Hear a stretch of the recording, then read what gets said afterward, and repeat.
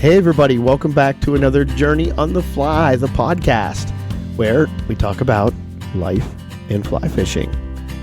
So, this week, I'm going to continue my little venture into winter tactics because I think it's really important.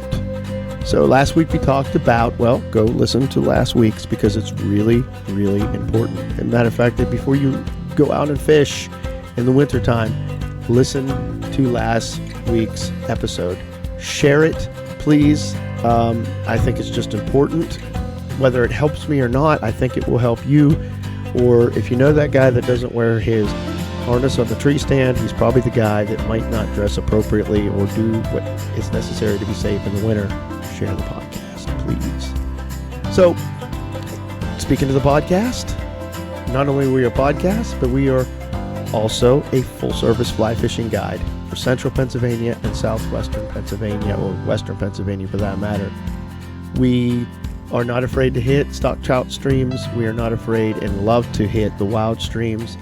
And just took a great two guys out, a father and son, about a week ago, and it was a fantastic time. Little 10-year-old kid, sweet, awesome kid, very attentive, very intelligent, listened to instruction really well, caught his first wild trout, his first trout ever with his dad. They could not have been happier. And I tell you, it's an honor to have been part of that process and to have helped that all come together for both of them. But also the podcast itself is found on everywhere podcasts are found, as far as I know, from iTunes to Google Play to Spotify to iHeartRadio to our website, journeyonthefly.fish. So check it out. This week, we're talking about tactics, and we're going to start now from the trout's perspective.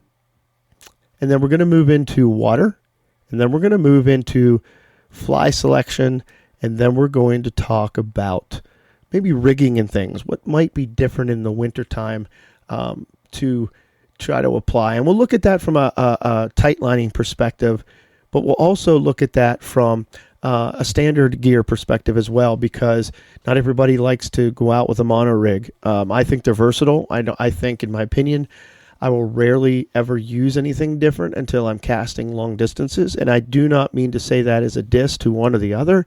It's fishing. Let's get out. Let's get our lines wet, get our flies in the fish's mouth, and just have fun. Let's not be that dry or die or that nymph maniac. Let's be fly fishermen, right? So what does winter fishing look like for the trout? So let's think of the trout in the terms that it is. It's a designed being that has a what we call, they have lateral lines, which they feel reverberations in the water. They see from binocular and a monocular way. So they see out of one eye and they see out of both eyes. They are cold-blooded, which is a really important topic we're going to talk about here, because that means the temperature of their environment is what essentially dictates kind of symbiotically their movement in the water and the water column and the different types of currents and then the different depths of the different times of year based on that temperature. Temperature isn't everything, but temperature is incredibly important. They have ranges where they begin to move out to different parts of the water. That's why when I know the water is starting to possibly be in the 40s or higher, the very second thing I do when I enter a stream is take a temperature, because it will tell me where those trout most likely are in the column and in the different water types. It's so important to have a thermometer on you and take it. It's not just a techie thing. It's a functional fly fishing advantage to take those temperatures. Unless you're a guy that just has a calibrated finger and you can dip your finger in the water and know what temperature it is. But nevertheless. So speaking in the wintertime, we're not going to talk about spring or summer heat, but in the wintertime when temperatures are dropping into the low 40s and so forth, and really even into the low 50s and the 40s and obviously the 30s, the fish slow down. They literally pump the brakes because they are designed in such a way that if they continue to expel energy in the cold, they cannot reproduce it enough, and it will kill them. It'll essentially give them a type of cardiac arrest as far as I understand. So what that does for us as the fishermen, it tells us where they're going to be, and it tells us when they'll be feeding. Because not only do trout react to temperature, so do the bugs. And as the temperature of the water begins to rise, bug activity goes up. Midges are the number one biomass found in creeks and rivers all the time of year. We'll say different times of year. They can actually range in broods of 800 to upwards of 2,000 larvae per square meter in certain creeks. Now, not every creek here in western Pennsylvania produces that, but on a lot of the better creeks that you'll see that. Mitches survive in low oxygenated water, which means you're not going to be in runs and riffles as much, which means also, interesting enough, here's that symbiotic relationship that I refuse to overlook as something beyond just an accident, and that is the low oxygenated water, as all of you are probably thinking, is the winter water. It's that slow water. It's the water that doesn't turn and boil from riffles and substrate flowing over it at shallow depths. It's not even necessarily your runs. It's those slow pulls. It's those deep pulls. And interesting enough, they find their way into the substrate, into the mud and the silt and so forth. And a lot of times you'll see these critters at the bottom when you pick up a rock. If you get that deep, there'll be a blood red color. Well, they're blood red because that's the hemoglobin in their system that is producing oxygen for them, hence why they can survive in that. But here's the interesting symbiotic relationship I'm talking about. That's where the trout are. The trout are in that slower water most of the day when the temperatures are really I will say mid 40s and below is when you really begin to see them in that slower water. But definitely when the water is in low 40s and 30s and so forth. They're just not moving much. Now, what it doesn't mean is that trout are not they're not hibernating necessarily. I mean, they are in a sense where they're resisting caloric burning, but they are not hibernating in the sense that they're just sleeping, because trout don't sleep. If trout sleep, they don't have, in a sense, a control instinctively or whatever of their system, and they would just float away to their death. And I apologize for the coughing and the cruddy sound and voice. I'm just getting over being sick for like 3 weeks, actually going on 4 now. Nevertheless, so you have these bugs in this low oxygenated, slower moving water, and you now have trout that are comfortably suited and sitting in this water. And as the day progresses and the sun hits the water, if it's a decent day, bug activity moves, trout warm up a little bit, and trout begin to move. So it's as if there's a window, say a good window would be like 11 to 3 in the afternoon of fishing. When the sun's hitting the water, the bugs are moving and the fish are but more active. So it's almost as if we have a dinner bell, or rather an alarm clock or a time that we know we can be in the water. The fishing is going to be the most productive. Now, that's not to say you're not going to catch a crazy trout in another period of time, but consistently, this is when you want to be in the water, and this is why you want to be in the water at those times. But here's the deal with the first, this is why what I said first, other than just your safety and my care for you on the first podcast in this Winter Tactics series is so important, is because you're going to probably be in that slow, deeper water, which means you're going to expend,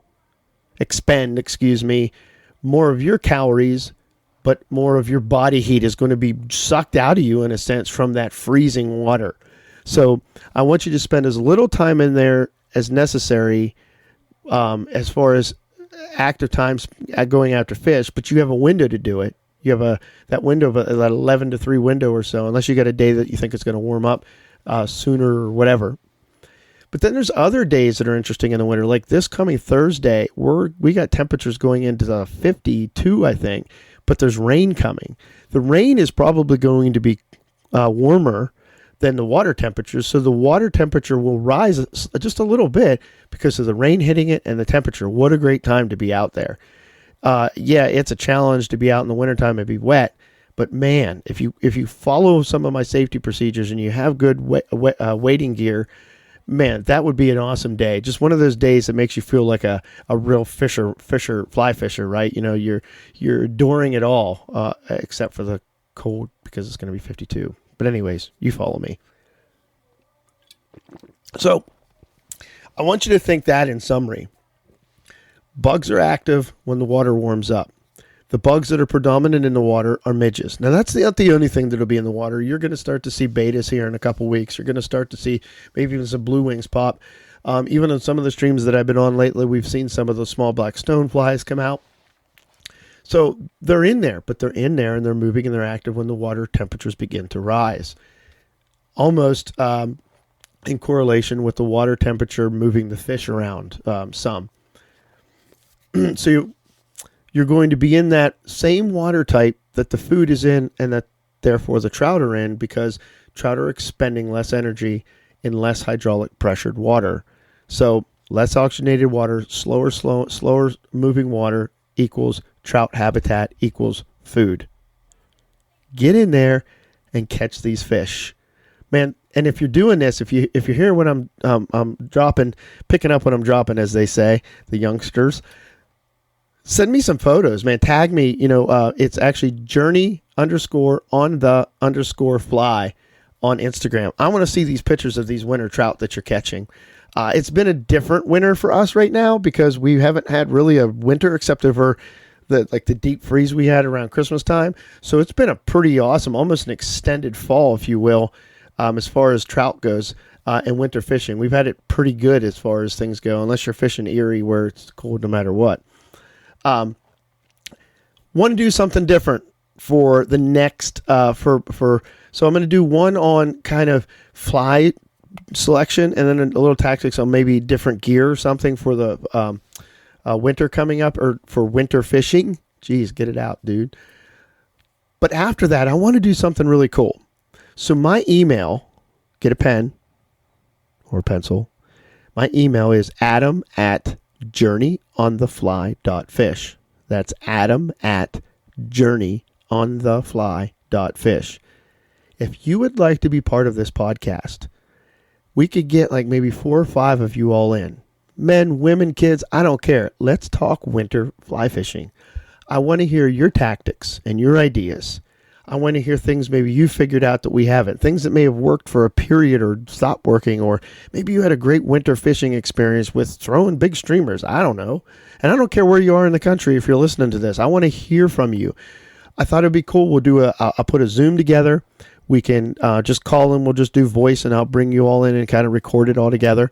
And maybe you just have some really cool winter fishing stories that with family or friends or with your wife or your husband. I mean, I'd love to hear them. I'd love for you to share them with the rest of us. So reach out to me, adam@journeyonthefly.fish. And it'll be a couple weeks before we do it so we can kind of plan it and set it up. And we'll do it for like an hour and chat about it because I'm sure you just all love hearing my voice only. I'm just kidding. I have things to say and I enjoy saying them, but I can do that somewhere else. So I take some time to do these monologues like this for everybody when I have some information to share. But we have some good guests coming. One of them had some family issues tonight that we're praying for. And we have a great guest I'm recording with this Wednesday evening, and some other ones lined up in the political world where it affects our fly fishing and our conservation, and talking to some more artists and just biologists and entomologists. I mean, we got some pretty cool, exciting stuff coming up. So stay in tune, share this podcast, let us know what you think. Got any more ideas for guests? Let us know that too. I'd like to reach out. Some of you have reached out. Some of you have given us great ideas, and some of you are going to actually be our guests. So, adam@journeyonthefly.fish. Till the next time, friends, keep your lines wet and your flies in the fish's mouth. God bless.